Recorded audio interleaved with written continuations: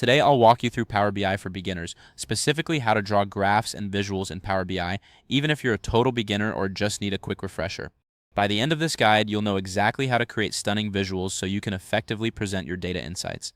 First, let's get started by opening your Power BI dashboard. This is your workspace where all the magic happens. Don't worry if your dashboard looks slightly different.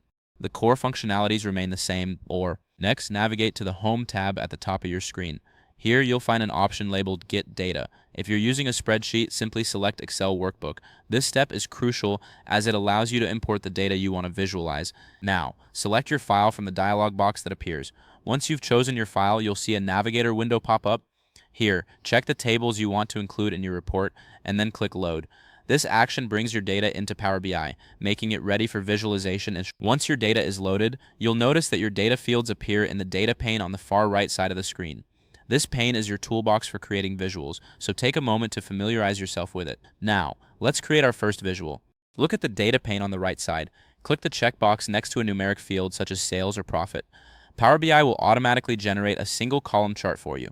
This is a great way to start visualizing your data. To enhance your visual, click the checkbox next to a categorical field like country or product.